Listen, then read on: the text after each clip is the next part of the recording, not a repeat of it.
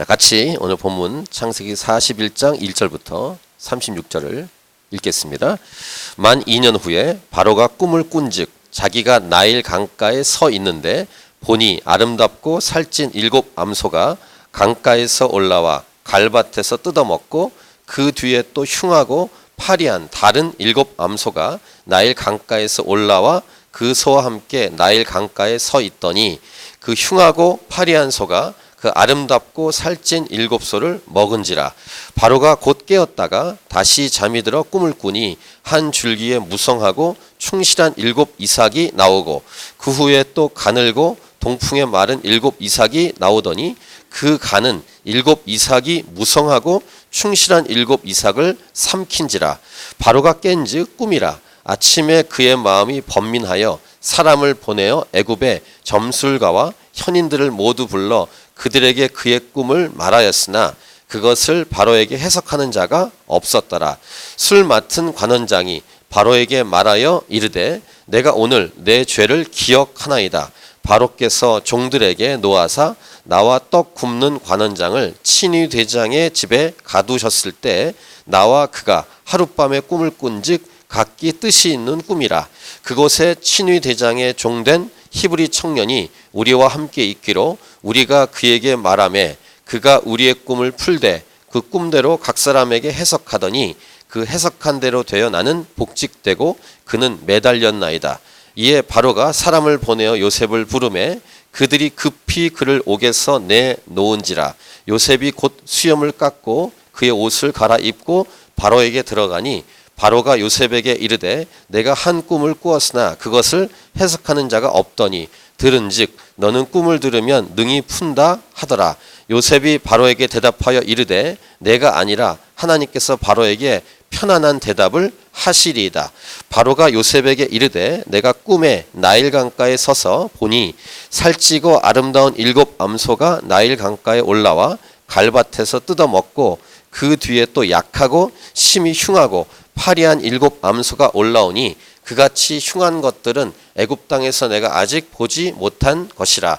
그 파리하고 흉한 소가 처음에 7 살찐 소를 먹었으나 먹은 듯 하지 아니하고 여전히 흉하더라. 내가 곧 깨었다가 다시 꿈에 보니 한 줄기에 무성하고 충실한 7 이삭이 나오고 그 후에 또 가늘고 동풍에 마른 7 이삭이 나더니 그 가는 이삭이 좋은 7 이삭을 삼키더라. 내가 그 꿈을 점술가에게 말하였으나 그것을 내게 풀이해 주는 자가 없느니라. 요셉이 바로에게 아뢰되 바로의 꿈은 하나라. 하나님이 그가 하실 일을 바로에게 보이심이니이다. 7 좋은 암소는 7 해요. 7 좋은 이삭도 7 해니 그 꿈은 하나라. 그 후에 올라온 파리하고 흉한 7 소는 7년이요. 동풍에 말라 속이 빈 7 이삭도 7해 흉년이니 내가 바로에게 이르기를 하나님이 그가 하실 일을 바로에게 보이신다 함이 이것이라. 온 애굽 땅에 7해 큰 풍년이 있겠고 후에 7해 흉년이 들므로 애굽 땅에 있던 풍년을 다 잊어버리게 되고 이 땅이 그 기근으로 망하리니 후에 든 그 흉년이 너무 심함으로 이전 풍년을 이 땅에서 기억하지 못하게 되리이다. 바로께서 꿈을 2번 겹쳐 꾸신 것은 하나님이 이 일을 정하셨음이라. 하나님이 속히 행하시리니 이제 바로께서는 명철하고 지혜 있는 사람을 택하여 애굽 땅을 다스리게 하시고 바로께서는 또 이같이 행하사 나라 안에 감독관들을 두어 그 7해 풍년에 애굽 땅의 5분의 1을 거두되 그들로 장차 올 풍년의 모든 곡물을 거두고 그 곡물을 바로의 손에 돌려 양식을 위하여 갓 성읍에 쌓아두게 하소서.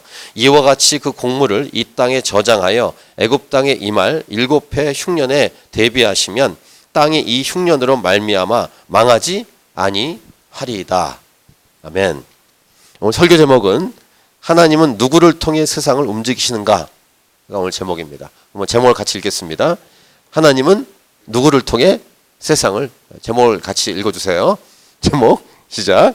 하나님은 누구를 통해 세상을 움직이시는가? 이게 오늘 설교 제목입니다. 역사의 주인은 하나님이십니다. 세상은 인간이 주인이라고 말합니다. 나라로 말하면 국민이 나라의 주인이다 이렇게 말하죠. 그래서 모든 주권은 국민에게서 나온다. 이렇게 착각하고 열심히 말하고 외치죠. 그것은 착각이고 모든 역사의 주인이시고 왕은 하나님 한 분이십니다. 아멘. 이것을 인정하는 인생과 인정하지 않은 인생은 전혀 다른 삶을 살게 될 것입니다. 인간이 마음대로 할 수 있는 것이 많다라고 생각합니다. 마음대로 할 수 있었던 많은 것들이 있어 왔습니다. 그렇기 때문에 착각하기가 쉽습니다. 이 엄청난 첨단 기계들을 인간이 만드니까요. 근데 그렇게 만들 수 있는 근거는 인간이 하나님의 형상을 따라 닮아 창조됐기 때문입니다. 하나님의 창조성을 닮아서 창조됐기 때문에 우리가 창의적이라고 생각되는 많은 것들을 만드는 것뿐인데 잘 생각해 보시면 인간이 할 수 있는 게 없다는 것을 알 수 있습니다. 날씨가 조금만 차가워지면 인간은 약해집니다. 해일 불면 그 도시가 완전히 망해버립니다. 태풍 불어보십시오. 햇빛이 너무 뜨거우면 괴로운데 지금 북유럽, 유럽 쪽이 지금 불덩어리입니다. 49도까지 올라갔습니다. 지금 현재 독일, 프랑스 이런 지역들이 지금 뜨거워서 난리가 아닙니다. 비가 많이 와보십시오. 엄청난 일이 벌어집니다. 사건이. 그것을 어떻게 주체할 수 없는 것이 인간입니다. 물론 그것을 위해서 열심히 아이디어를 내고 여러 가지 장치를 만드는 게 또 인간이긴 하지만 우리 몸, 아까 말한 것처럼 감기균이 들어오면 맥을 못 칩니다. 이번에 감기 걸려서 고생하신 분이 많았다고 알고 있습니다. 근데 이렇게 육체적인 몸뿐이겠습니까? 우리 감정, 의지, 생각에 타격을 입으면 흔들립니다. 우리 어저께인가요? 그저께 소식 들어보니까 전미선 씨인가? 탤런트 자살하셨더라고요. 나이가 50인데 우울증이 걸리셔서 금방 흔들리는 것입니다. 예수 믿는 사람도 자살하는가? 자살합니다. 제가 아는 선교사님 몇 분 우울증 때문에 자살하신 분이 계십니다. 조금만 이렇게 실수하면 자동차 사고 나면 교통사고로 죽습니다. 인간은 얼마나 연약한지 모릅니다. 거기다가 더욱 안타까운 것은 인간은 죄인입니다. 이 죄인이라고 할 때 죄와 인간의 연약함은 서로 연관되어 있는 것은 맞는데 죄로 인해서 인간이 망쳐놓은 많은 일들이 역사 속에 수두룩합니다. 자신을 파괴하고 관계를 깨고 여러분 모든 관계가 좋지 않으시잖아요. 좋지 않은 사람도 있잖아요. 여러분 좋아하는 사람도 있지만 싫어하는 사람도 있지 않습니까? 이것이 우리의 연약함입니다. 그래서 인간은 이러한 것을 인정하고 깨달을 때 교만해질 수가 없게 되어 있습니다. 겸손할 수밖에 없어요. 그걸 모르고 착각하고 살아가기 때문에 기세등등하게 교만함으로 살아가지만 이 현실을 정확히 보기 시작하면 겸손할 수밖에 없고 하나님 앞에 엎드릴 수밖에 없다는 사실입니다. 하나님을 경외하고 하나님을 찬양하고 경배할 수밖에 없는 인간. 역사의 주인공이신 하나님, 주인이신 하나님이 온 세상을 통치하시는데 이 주인이신 하나님이 홀로 일하실 수 있지만 하나님은 참 독특하십니다. 사람을 통해서 일하신다는 것입니다. 보통 여러분이 이렇게 같이 협력할 때 상대방이 좀 좋은 상태, 좋은 실력, 좀 힘이 있는 사람하고 일하고 싶잖아요. 근데 나보다 실력이 약하거나 그 다음에 능력이 약한 사람하고 일하면은 손해가 날 것 같아서 일하기 꺼려지지 않습니까? 근데 하나님이 인간하고 일한다라고 생각할 때는 하나님 입장에서 우리의 생각으로 생각하면은 왜 우리랑 일하고 싶어 하실까라고 생각이 듭니다. 때로는 그런 사람이 없이 혼자 일해버리는 게 쉽습니다. 오히려 방해만 되는 사람들. 근데 하나님이 사람하고 일하신다. 근데 이런 건 있습니다. 아무나 하고 일하진 않으십니다. 다 쓰실 수는 있는데 특별히 하나님이 쓰시는, 사용하시는 사람이 있습니다. 오늘 우리는 요셉에 대해서 지금 묵상합니다. 요셉이란 한 사람을 통해서 하나님이 일하시는 이런 하나님의 그 일하시는 방법을 지금 우리가 묵상하고 있는 것인데 요셉에게 꿈을 주시고 그 꿈 때문에 고난은 받지만 하나님은 요셉과 함께 하시면서 하나님의 뜻을 이루어 가시는 것을 우리가 창세기 말씀을 통해 묵상하고 있는데 얼뜻 보면 인생이 꼬이는 것 같고 잘 안 풀리는 것 같고 우리 전에 봤던 말씀처럼 그 아줌마 때문에 감옥에 억울하게 들어가고 그런 억울함, 누명을 쓰고 이런 일들이 보이기 때문에 인생이 잘 안 되는 것 같이 보여요. 그런데 그것은 하나님이 하시는 일을 하기 위한 하나님의 방법입니다. 그러니까 하나님의 시각으로 보면 하나님의 계획은 막힘이 없이 멈춤이 없이 착착 이루어져 가고 있다는 것입니다. 그래서 마찬가지 저와 여러분의 인생도 마찬가지입니다. 저와 여러분의 인생이 잘 안 되는 것 같고 풀리지 않은 것 같이 보여도 하나님 손에 있으면 잘 되고 있는 것입니다. 믿으십시오. 이 사실을. 여러분의 인생 하나님 손에서 잘 풀려가고 있는 것입니다. 네, 아주 믿음으로 아멘 하십시오. 하나님의 계획이 여러분의 인생 가운데 펼쳐지고 있습니다. 할렐루야. 예, 믿기 어렵죠. 과연 그럴까? 하나님의 계획이 흐트러짐이 없이 이루어지고 있는 것일까? 자신의 인생만 봐도 퀘스천 마크가 붙여질 수 있는 것 이해합니다. 이해해요. 하나님은 세상을 움직이실 때 예수 믿는 여러분 한 사람 한 사람을 통해서 움직여 하신다는 사실을 믿고 오늘 요셉의 모습을 우리가 볼 텐데, 오늘 이 말씀을 더 나가기 전에 좀 이러한 선포를 하고 싶습니다. 세상은 우리를 통해 움직인다. 혹시 이렇게 졸다가 요 멘트만 딱 들으면 저 설교자 이상하다 이렇게 말할 수 있어요. 이 흐름에서 세상은 저와 여러분을 통해서 움직입니다. 아멘 하기가 어렵죠. 말이 되나? 하나님께서 하나님의 뜻을 이루기 위해서 여러분을 쓰신다면 하나님은 여러분을 주인공으로 쓰시고 하나님이 세상을 움직이실 때 여러분을 통해서 움직이시는 거예요. 좀 더 심하게 말할게요. 하나님은 세상을 나를 중심으로 움직이십니다. 졸다가 이 멘트를 들으면 저 목회자 이상하다, 설교 이상하다 말할 수 있어요. 나를 통해 세상을 움직이고 우리를 통해 세상을 움직입니다. 이러한 존재가 교회입니다. 할렐루야. 저는 믿습니다. 이 캔버라 땅에 하나님이 찾으신 교회를 통해 하나님은 캔버라를 움직이실 줄 믿습니다. 이유는 하나님께서 캔버라를 향한 하나님의 계획을 우리 교회에 주시기 때문이에요. 이 계획, 하나님의 계획을 품은 사람은 하나님이 사용하신 주인공이 되는 것입니다. 요셉처럼. 하나님의 꿈을 캔버라 하나님이 찾으신 교회가 품고 있으면 캔버라 땅을 움직이실 때 저희 교회를 통해 움직이신다. 저는 그런 믿음이 분명히 있습니다. 저를 향해서 마찬가지. 저를 향해서도 분명히 선포하고 싶은 것. 캔버라는 오재성이라는 사람을 통해 중심으로 움직입니다. 제가 하나님의 꿈을 품고 있습니다. 혹시 이렇게 이 설교가 유튜브에 올라가는데 유튜브에서 이렇게 클립하기 위해서 이 부분만 딱 클립하면은 이 교회 이상하다 이럴 수 있어요. 자, 이런 이 선포와 내용을 가지고 오늘 이 메시지를 묵상하도록 하겠습니다. 사실 오늘 본문을 잘 읽어보셨으면 잘 아시겠지만 요셉 중심으로 온 나라가 움직입니다. 자기네 민족도 아니에요. 이방 나라에 왔는데 애굽 나라 전체가 요셉 한 사람을 통해 움직이십니다. 하나님이. 그래서 꿈을 꾸게 하는 거예요. 그래서 그 꿈속에 있는 그 해석처럼 가뭄이 일어나는 것입니다. 하나님은 세상을 움직이실 때, 그 당시는 애굽을 움직일 때 요셉 한 사람을 통해서 한 사람을 중심으로 움직여 가신다. 자, 1절부터 8절 내용을 보겠습니다.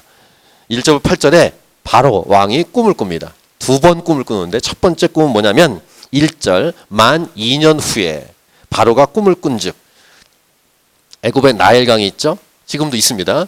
그 나일강에 서 있는데 아름답고 살찐 7 암소가 강가에서 올라와서 갈밭에서 뜯어먹고 있었다. 그런데 흉하고 파리한 다른 7 암소가 또 올라와서 그 같이 있다가 흉하고 파리한 소가 아름답고 살찐 7소를 먹었다. 이게 첫 번째 꿈이에요. 바로가 충격을 받습니다. 깨었다가 다시 잠을 잤는데 또 이런 꿈을 꿉니다. 한 줄기에 무성하고 충실한 7 이삭이 나왔는데 그 다음에 또 가늘고 동풍에 마른 7 이삭이 나왔다. 그런데 이 가늘고 동풍에 마른 7 이삭이 무성하고 충실한 7 이삭을 삼켰다. 이렇게 두 번 꿈을 꾼 겁니다. 놀래가지고 8절 보시면 아침에 그의 마음이 번민하여 사람을 보내어 애굽의 점술가와 현인들을 모두 불러 그들에게 그의 꿈을 말하였으나 그것을 바로에게 해석하는 자가 없었더라. 이것이 바로가 꾼 꿈이에요. 질문. 왜 애굽의 점술가와 현인들은 꿈을 해석하지 못했을까요? 왜 꿈을 해석하지 못했을까요? 한번 묵상해 보십시오. 하나님이 주신 꿈이기 때문입니다. 하나님이 귀신들에게 안 가르쳐 주기 때문이에요. 그래서 여러분들 재미삼아라도 운세, 뭐 여기 캔버라도 있습니까? 무당 있나요? 캔버라에도? 점쟁이. 어쨌든 이런 존재들을 절대로 찾지 마세요. 교회 다니는 분들 중에서 연말 되거나 20절 되면은 아기 날 때쯤 되면은 이렇게 뭐 받으려고 가시는 분이 있어요. 근데 여러 일화가 있습니다. 제가 들은 일화 중에 제일 재밌는 일화, 여러분 많이 들으셨을 거예요. 물러가! 이 점쟁이가 물러가! 너 예수쟁이잖아! 이렇게 하는 그분은 진짜 귀신 들려서 점 보는 분이에요. 그러니까 귀신들이 예수 믿는 사람 아는 거죠. 근데 정말 창피한 게 뭔지 아시죠? 예수 믿는다고 가봤는데 귀신 들린 사람이 아무 말도 안 해. 그럼 둘 중에 하나예요.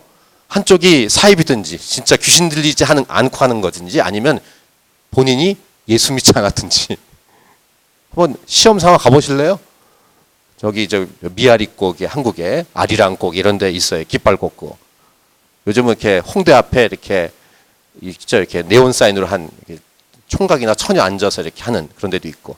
다 사입입니다. 사입꾼이에요. 절대로 가지 마십시오. 하나님의 사람은 귀신의 힘을 의지하지 않습니다. 그것과 절대로 비교할 수 없는 가장 강하신 하나님의 능력을 힘입는 사람이 예수 믿는 사람입니다. 기도하십시오. 궁금하시면 기도하고 엎드리시면 됩니다. 두 번째 질문. 애굽왕 바로는 이 꿈을 꾼 다음에 왜 고민했을까요? 보통 꿈을 꾼 다음에 그런 꿈이 있나 보다. 꿈이 별로 안 좋네. 이렇게 지나갈 수 있잖아요.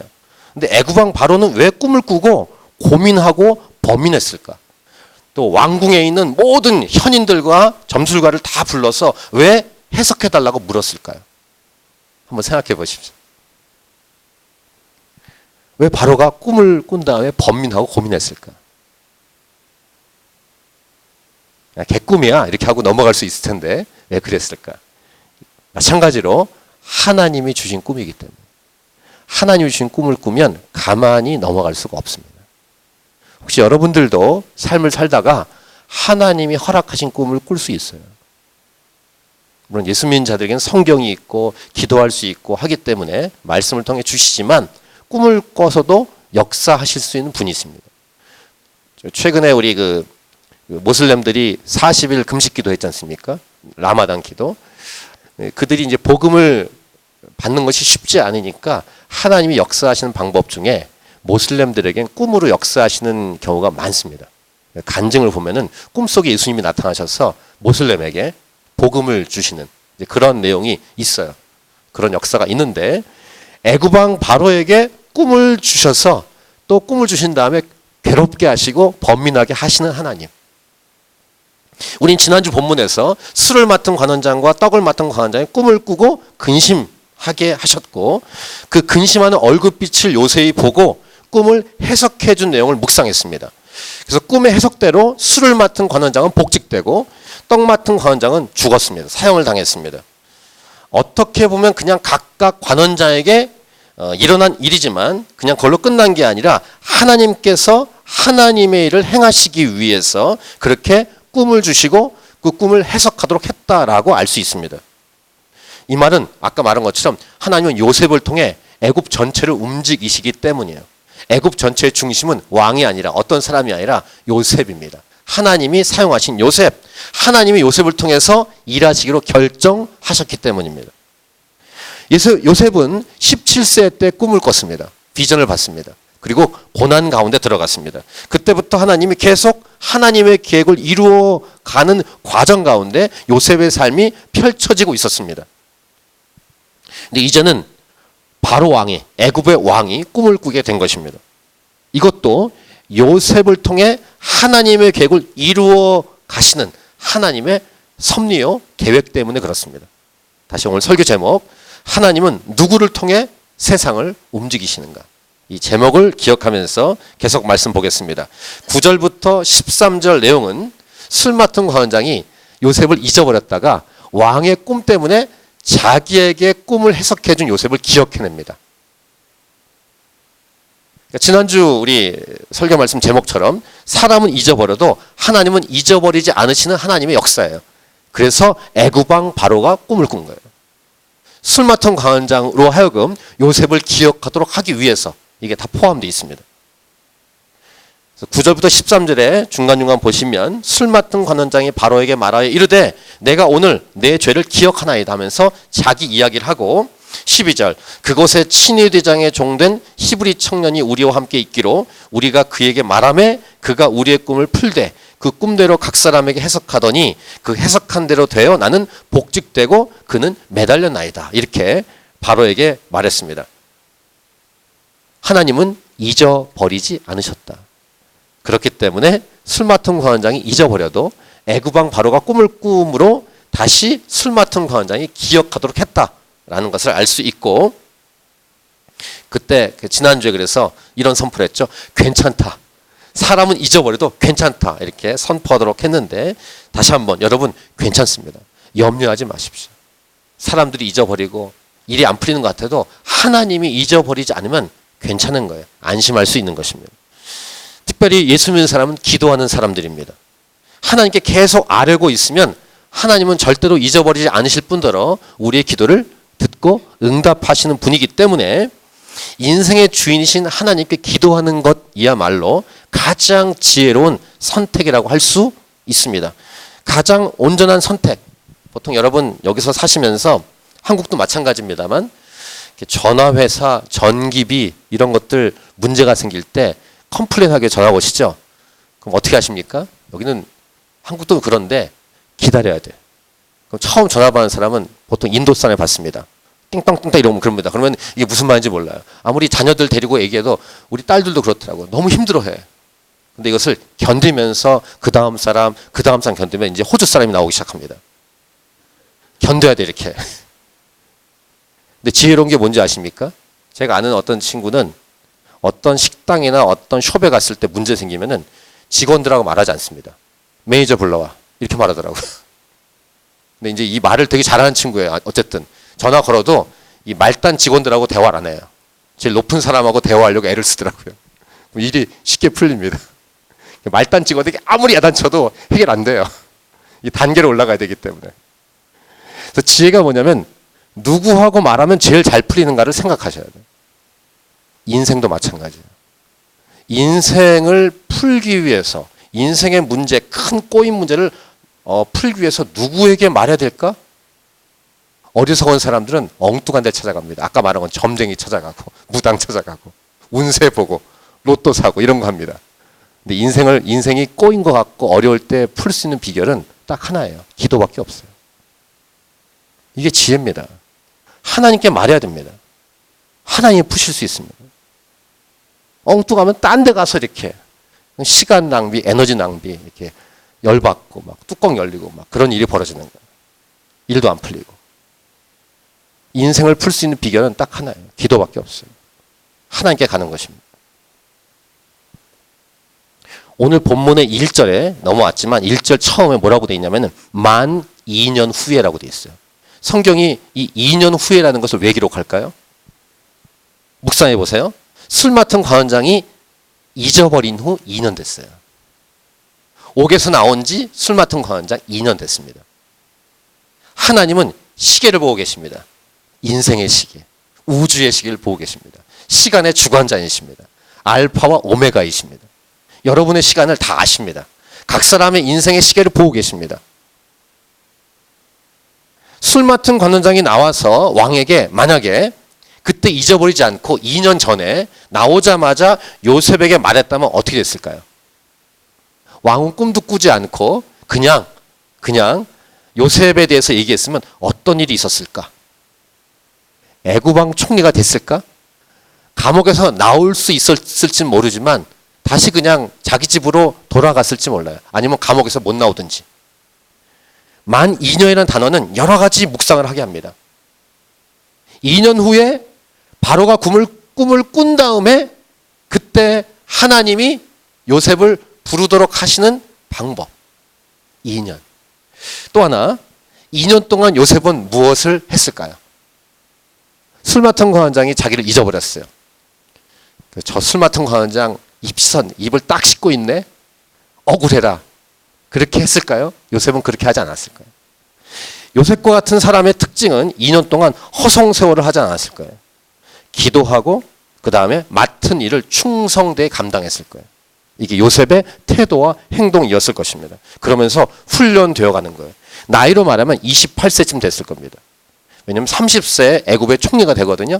그러니까 28세쯤 술 맡은 관원장의 꿈을 풀었고 술 맡은 관원장은 복직됐고 그리고 2년이 흘렀어요. 30이 됐습니다. 그때 바로가 꿈을 꾸게 하시는, 하나님은 시간을 조절하십니다. 하나님은 역사하시는 거예요. 기다리시는 거예요. 때가 되면 하나님이 행하시는 거예요. 이분이 하나님이십니다. 여러분, 조급해할 게 하나도 없어요. 급할 게 없습니다. 여러분이 조급해한다고 해서 일이 안 풀려요. 주인은 내가 아니라 하나님이십니다. 우리를 주인공으로 쓰시지만 주인공으로 쓰시는 하나님이 주인이십니다. 자, 계속 보세요. 14, 16절. 그 꿈에 대한 꿈을 푼 요셉을 얘기했더니 바로가 바로 요셉을 부릅니다. 바로. 그래서 요셉이 수염을 깎고 옷을 입고 바로 앞에 딱 씁니다. 네가 꿈을 풀 수 있다고 들었다. 이렇게 얘기했을 때 16절을 보세요. 요셉의 대답이 대단합니다. 전 이 16절 요셉의 대답을 보고 와, 이렇게 막 충격과 감동을 받았는데 16절을 같이 읽겠습니다. 시작. 요셉이 바로에게 대답하여 이르되 내가 아니라 하나님께서 바로에게 편안한 대답을 하시리다. 할렐루야. 이런 요셉의 대답. 바로가 분명히 너는 꿈을 들으면 능히 푼다 하더라 라고 물었을 때 요셉의 이런 겸손하지만 분명한 대답. 내가 아니라 하나님께서 바로에게 편안한 대답을 하시리다. 이런 요셉의 대답을 듣는 사람이 누가 있습니까? 왕. 옆에 있는 신하들. 근데 무엇보다 누가 이 요셉의 대답을 들으십니까? 누가 들어요? 하나님이 들으시는 거예요. 하나님. 요셉은 그런 결정적인 순간에 온전한 대답을 할 줄 아는 지혜로운 사람이었어요. 하나님 앞에 살아가기 때문에 하나님 육신의 눈에 보이지 않지만 살아있다는 사실을 믿고 있었지 않았습니까? 그래서 그 대답을 왕만 듣는 게 아니라 하나님이 들으신다는 사실을 알고 있어요. 요셉은. 이게 지혜입니다. 말을 잘해야 됩니다. 행동 잘해야 돼요. 그 사람도 보지만 하나님이 보십니다. 하나님이 들으십니다. 결정적인 순간에 하나님께 영광을 돌리는 요셉. 이보다 앞서 이미 술 맡은 관원장, 떡 맡은 관원장에게 얘기할 때도 해석은 하나님께 있다고 말했죠. 그때도 하나님이 들으시는 거예요. 그래서 이러한 순간, 결정적인 순간이 차곡차곡 쌓여서 하나님 마음에 점점 드는 사람으로 요셉은 나아가는 거예요. 이 결정적인 순간은 준비하고 있어야 돼요. 하나님과의 관계와 사귐을 통해 준비해 가야 합니다. 17세의 소년이 13년 동안 준비한 게 무엇일까라고 질문했을 때 13년 동안 17세 소년이 준비한 것은 바로 이 순간이었다고 얘기할 수 있습니다. 평소에는요, 저와 여러분들 중에서 그럴듯하게 신앙이 좋은 것처럼 나이스한 사람처럼 살아가다가도 결정적인 순간에 이상한 짓 하는 사람이 있어요. 엉뚱한 말하고. 있습니다. 저도 그런 적이 있어요. 괜찮은 줄 알았는데, 신앙도 괜찮고 멀쩡한 사람인 줄 알았는데 진짜 신앙이, 진짜 됨됨이가 결정적인 순간에 드러날 때가 있습니다. 앞으로 여러분 자녀들 있는 분들 중에서 우리 아들과 딸들의 며느리감이나 사윗감 구할 때 어떻게 구해야 되겠습니까? 이 말을 잘해야겠죠? 이렇게 배우자, 아들과 딸들의 배우자가 될 그분들이 어떤 사람일까? 이 됨됨이를 알아야 되는데 결정적인 순간을 봐야 돼요. 혹시 이 중에서 이제 앞으로 결혼할 분들, 나의 배우자가 어떤 사람인지를 알 수 있는 방법은 결정적인 순간에 어떤 대답과 어떤 행동을 할까? 좋을 때는요, 다 좋아요. 좋을 때 안 좋은 사람이 어디 있어요? 교회에서 봉사하고 사역할 때도 다 좋은 것처럼 보여요. 편안하고 좋을 때는 다 신앙이 좋은 사람처럼 보일 뿐이에요. 어렵고 힘들 때, 중요하고 긴박한 순간에, 요셉 같은 경우는 여기서 약간 이렇게 삐딱하게 자기가 좀 괜찮은 사람인 것처럼 얘기하면은 아직은 이제 애굽의 총리가 되는 것 모르고 있지 않습니까? 그럼 큰 자리를 차지할 수 있겠다는 욕심이 있었으면 엉뚱한 얘기 했을지 몰라요. 어차피 하나님 앞에 살기 때문에 애굽 왕 총리가 될 것이지만 그거와 상관이 없이 요셉이 욕심이 있었으면 엉뚱한 이야기 할지 몰라요. 그러면 하나님이 총리로 안 세웠겠죠. 근데 요셉은 하나님 앞에서 정직하게 하나님께 영광 올려드리는 대답과 지혜로운 말을 했던 것입니다. 자, 17절부터 24절은 이제 바로가 요셉에게 꿈을 얘기하는 거예요. 아까 앞에서 봤던 두 가지 꿈을 얘기했습니다.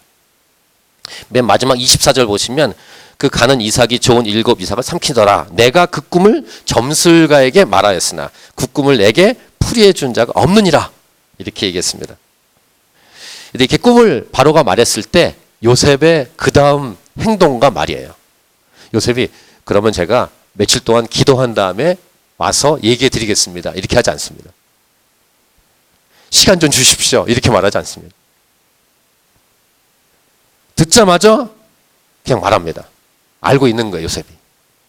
상대방 바로의 마음을 하나님이 알려주셔서 알고 있는 거예요. 이것이 요셉의 영성이에요. 영성이란 하나님과 친밀감입니다. 하나님과 친하기 때문에 바로가 꾼 꿈을 알고 있는 거예요. 하나님이 바로에게 꿈을 꾸게 하셨기 때문에 그 꿈의 내용을 알고 있는 거예요. 그래서 말할 수 있는 거예요.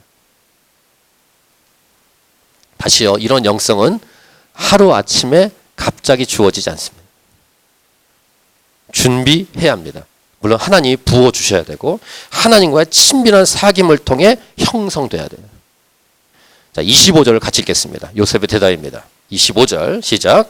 요셉이 바로에게 아뢰되 바로의 꿈은 하나라. 하나님이 그가 하실 일을 바로에게 보이심이니이다. 딱 얘기합니다. 그 다음 28절도 읽겠습니다. 시작. 내가 바로에게 이르기를 하나님이 그가 하실 일을 바로에게 보이신다 함이 이것이라. 이렇게 분명하게 정확하게 대답을 했습니다. 내용은 뭡니까? 7년 동안 풍년이 오고 그 다음 7년 동안 흉년이 온다. 그 내용이 꿈의 해석이에요. 근데 요셉이 여기서 끝나지 않고 물어보지도 않았는데 왕에게 이 7년 후에 나오는 흉년을 대비할 수 있는 방법, 대안까지 제시합니다. 자, 32절부터 마지막 36절. 32절도 같이 읽겠습니다. 시작.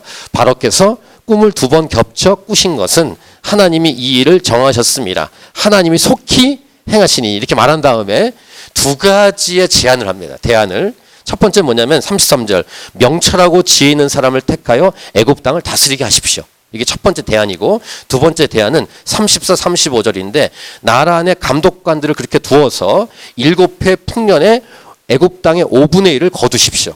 35절. 그들로 장차올 풍년의 모든 곡물을 거두고 그 곡물을 바로의 손에 돌려 양식을 위하여 각 성읍에 쌓아두게 하소서. 그렇게 하면 맨 마지막 36절 같이 읽겠습니다.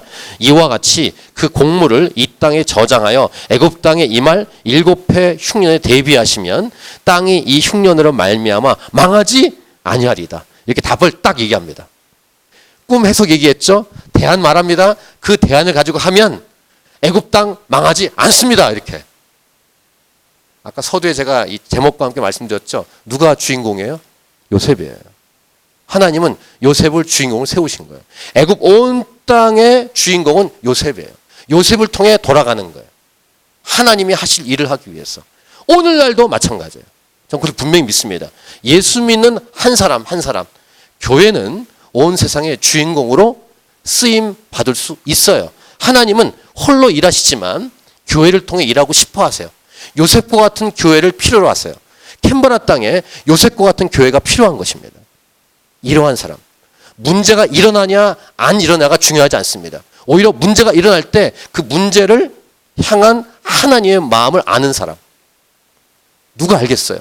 정치인이요? 사업가가요? 아닙니다. 하나님의 마음을 아는 영성이 있는 교회가 아는 것입니다. 교회는 건물이 아닙니다. 저와 여러분이에요. 그래서 말씀드린 거예요.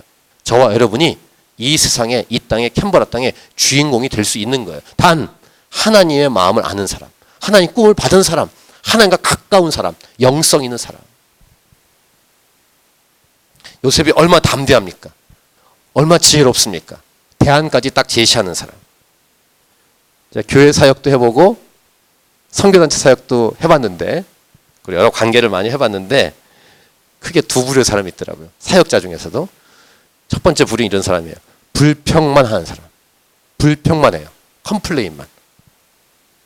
그 말이 맞기는 한데, 맞는 말이긴 한데 그 불평만 하면서 대안이 없는 사람이 있어요. 이것 없고 이것 안 되고 이거 해주세요. 저거 해주세요. 계속 그 얘기합니다. 이거 해달라. 저거 해달라. 왜 이렇게 하냐. 왜 저렇게 하냐. 그것만 얘기하는 사람이 있습니다. 두 번째 부류는 뭐냐면 대안을 제시하는 사람이 있습니다. 대안도 정말 좋은 대안. 모든 사람에게 도움이 되는 대안을 말하는 사람이 있어요. 오늘 요셉은 애굽 온 나라가 잘 될 수 있는 대안을 말하는 거예요. 7년 후에 흉년이 올 건데 그 흉년을 대비할 대비책을 딱 세웁니다. 7년 후에 흉년이 와도 문제가 없습니다. 이렇게 정확히 말하는 대안을 제시하는 비전의 사람 요셉. 하나님과 친한 사람. 하나님 꿈을 품은 사람. 교회에는, 이 세상에는 이러한 사람이 필요합니다.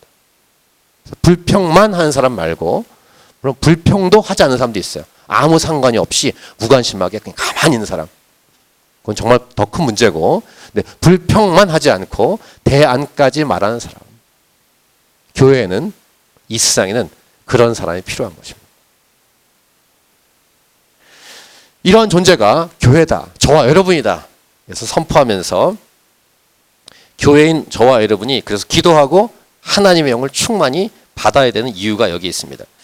우리가 오늘 이제 이따가 기도할 텐데 우리 대한민국도 그렇고 호주도 그렇고 이러한 지도자가 정말로 절실히 요구됩니다. 요셉과 같은, 또 요셉과 쌍벽을 이루는 사람이 다니엘이 아닙니까? 또는 또 포로기환 시대 느헤미야, 에스라. 이러한 분들이 정말로 필요합니다. 대한민국은 특별히 이 지도자의 복이 좀 없었습니다. 솔직히 말하면. 지금도 그렇다고 생각하면 저는 좀 부정적인 생각 같지만 그래서 더욱더 기도하게 되는데 요셉과 같은, 다니엘과 같은, 느헤미야와 같은, 에스라 같은 지도자를 주십시오. 세워주십시오. 정말로 계속 기도해야 될 부분이라고 저는 믿습니다. 특별히 우리의 다음 세대, 자녀들을 위해서 기도할 때 우리 자녀들 다음 세대 가운데 요셉과 같은 지도자가 나올 수 있도록, 다니엘과 같은 지도자가 나올 수 있도록, 우리 저쪽에서 예배드리고 있는 우리 다음 세대 안에 이런 다니엘과 요셉과 같은 세대로 세워져 갈 수 있도록 우리는 기도하고 우리가 부모 세대가 도와주어야 할 것입니다. 오늘 본문을 통해서 하나님께서 택하시고 사용하시는 역사의 주인공으로 요셉이 어떠한 존재인지를 우린 묵상했습니다. 이것을 여러분의 기도 제목으로 삼으십시오. 여러분의 가정의 기도 제목으로, 우리 자녀들의 기도 제목으로, 이 땅 이민족의 기도 제목으로 삼을 수 있길 바라고, 마지막 그냥 자그마한 묵상 하나 더 하면은 이 본문을 읽으시면서 여러분 느꼈을지 모르겠는데 바로 왕이 왕 같지 않고 요셉이 왕 같지 않습니까? 30세 정도의 젊은 나이에 감옥에서 갓 나온 요셉이 왕 같고 바로 왕은 신하 같아요. 이렇게 바뀌어 있는 것 같이. 하나님이 쓰시니까 그 위치, 그 나이, 그 신분에서도 왕 같은 역할을 하는. 오늘날 진정한 왕이신 예수님을 모시고 하나님과 친하게 기도하면서 살아갈 때 우리 교회인 저와 여러분도 이렇게 왕처럼 쓰임 받을 수 있을 줄 믿습니다. 베드로 전서에서 말합니다. 베드로가 너희는 택하신 족속이요 왕 같은 제사장이요. 따라하세요. 너희는 택하신 족속이요 왕 같은 제사장들이요. 다시 한번요. 나는 왕이다. 요거만 또 들으면 또 이상하다고 얘기할지 모르지만 다시 나는 왕 같은 제사장이다. 오늘 설교 제목 하나님은 누구를 통해 세상을 움직이시는가 였습니다. 바로 예수 믿는 저와 여러분이라고 믿습니다. 예수 믿는 우리의 자녀들이라고 믿습니다. 캔버라 하나님이 차신 교회가 되리라고 믿습니다. 어렵고 힘든 일이 닥쳤을 때 불평하고 불만만 품고 낙마하고 낙심하는 존재가 아니라, 또는 복수의 칼을 가는 존재가 아니라 인생의 어두운 시기를 통해서 하나님 앞에 더 가까이 나아가는 그래서 영성이 깊어지는 존재로 준비할 수 있길 바라고, 마찬가지로 일이 잘 풀릴 때 있죠. 사업 잘 되고 직장에서 잘 되고 막 건강하고 이럴 때, 그때 교만하지 않고 더 겸손히 하나님과 깊은 사귐과 교제를 할 수 있기를 축복합니다. 하나님은 여러분 한 분 한 분을 통해서 하나님의 놀라운 계획을 갖고 이루어 가고 계십니다. 하나님은 여러분 한 분 한 분을 통해서 놀라운 일을 지금도 준비하고 계신 줄 믿습니다.